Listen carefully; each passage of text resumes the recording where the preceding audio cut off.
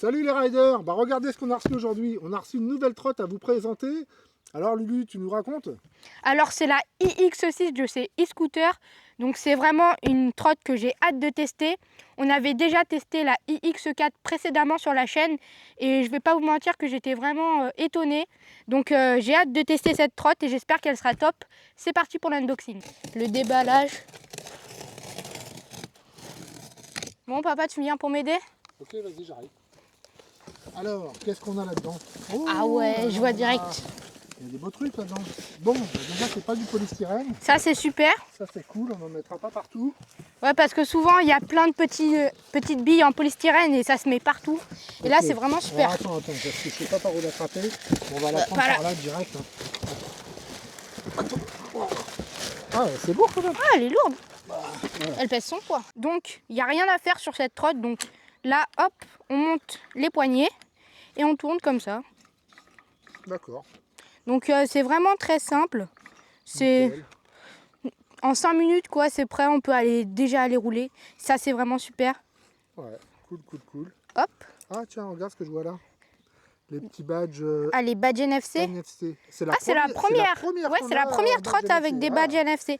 Ah, et là, ça bouge pas. Les poignets, vraiment, c'est super. Il n'y a pas de jeu. Non, c'est comme sur la iX4, c'est le même principe. Donc vraiment, e-scooter, ils assurent. Ils nous ont même donné une sacoche. Et ça, c'est pas toutes les marques qui font ça. Donc, dans la sacoche, on retrouve le chargeur. Donc le chargeur, c'est un 2,5 ampères-heure. Donc elle prendra environ 7-8 heures à charger entièrement. Donc on retrouve aussi un toolkit. Dans le toolkit, il a l'air assez lourd. On retrouve énormément de clés.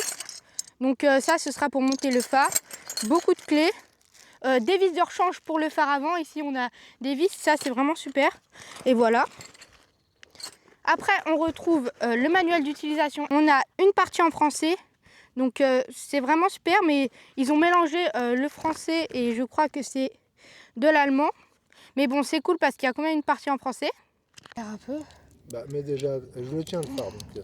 Donc tac. Et là, on n'a plus qu'à visser. Vas-y, je te... Voilà, c'est tout ce qui est à monter sur cette iX6. Donc je vais vous présenter les caractéristiques principales de cette iX6.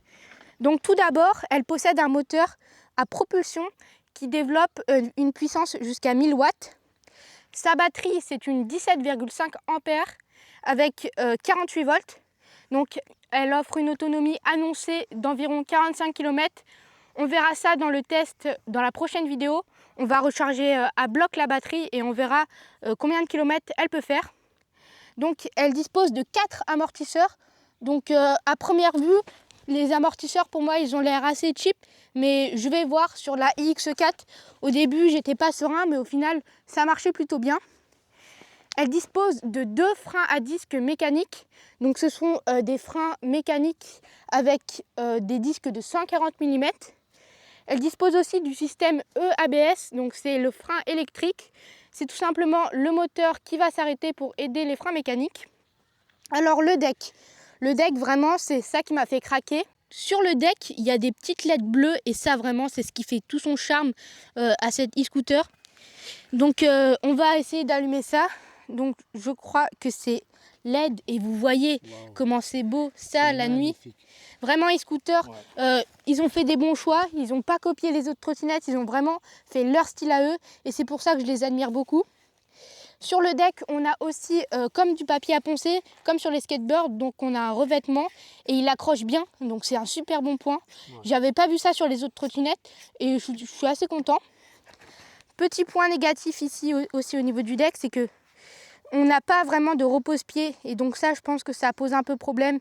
Mais il faut savoir que c'est une trottinette qui a déjà 2 ans, donc je pense qu'elle est encore dans le game et il y a beaucoup d'erreurs qui sont pardonnables parce qu'elle a déjà 2 ans. Alors ici on a les clignotants. Je vais pas vous mentir qu'on voit pratiquement rien, c'est pas ouf. Alors les feux à l'arrière, on voit rien et c'est vraiment son défaut principal. Comparé à la iX4, je suis vraiment content car la iX4 avait un garde-boue qui était trop petit et ça ne protégeait pas les projections sur les côtés. Et celle-là, elle a un énorme garde-boue Vraiment, il est assez dur et c'est très bien, ça fait tout son charme. Et à l'avant, on a un petit garde-boue, donc c'est assez simple. Après, ici, on a les pneus. Donc, c'est des pneus off-road. Alors, ils sont super énormes et ça fait vraiment un look agressif. Quand on roule avec des pneus comme ça, généralement, ça fait un petit bruit, un petit bruit sur la route et j'adore vraiment. Alors là, on retrouve le phare avant. Ouais. Donc c'est le phare avant que toutes les trottinettes ont. Ici c'est bien parce qu'on peut le remplacer, on peut en mettre un autre avec la petite prise qui est là. Le mécanisme de fermeture ici, c'est un mécanisme que j'aime bien. Donc on a juste à tourner la molette. Là c'est desserré. Et après on rabat la potence. Le seul problème c'est que la potence, il va falloir la lever au maximum pour pouvoir accrocher au crochet. Donc je vous conseille de la desserrer. Après hop, on va aller au maximum. Ça, c'est un peu galère par contre. Et là, on peut serrer. Et là, la trotte, elle est pliée. Mais ce système-là, je ne suis pas très fan. Quitte à mettre un petit crochet ici sur le deck. Parce que là, il va falloir à chaque fois dévisser la potence. Donc, sinon, d'ailleurs, la trotte n'est pas trop lourde. La trotte pèse 24 kg. Ici, on a l'obturateur pour le port de charge. Donc, c'est juste un obturateur qu'on a à tourner comme ça. Et ici, on va pouvoir brancher la trotte. Quelque chose aussi d'important, c'est que la potence, il n'y a pas de cran, donc il n'y a pas de petite sécurité. Je préfère quand même quand il y a une sécurité, juste parce que si c'est mal serré, ça peut tomber complètement. Mais le point positif, c'est que vous pourrez régler la potence pile poil à votre taille. Donc on va passer sur le guidon. Donc sur le guidon, on a les boutons. Donc on a le bouton, je vais allumer la trotte, donc le bouton pour allumer la trotte power. Puis on passe le badge NFC. Moi j'arrive pas trop, j'ai pas trop l'habitude, mais on le passe en dessous. Ça fait un bruit, ça s'allume. Donc une fois que c'est allumé, on a le bouton pour les LED. Donc là on voit vraiment le deck qui s'illumine, c'est vraiment magnifique. Après on a le klaxon. Donc je trouve qu'il fait un bruit assez bruyant et je trouve que c'est plutôt drôle. Ici on a les boutons plus et moins pour changer les modes. Donc on a 3 modes sur cette trottinette. On a le mode éco. Donc on va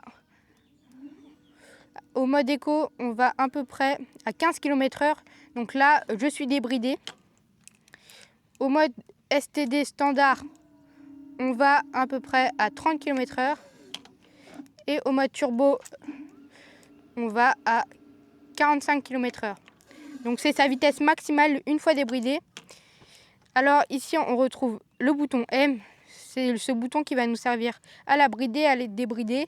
Il y a un tuto qui va être dispo sur la chaîne. Alors ici, on a les clignotants. Je trouve qu'ils se sont bien améliorés depuis la iX4 parce que ils sont vraiment, je trouve qu'ils sont agréables, les boutons, et il n'y a pas le petit bruit. Ça, c'est un peu dommage. Sur la iX4, il y avait le petit bruit.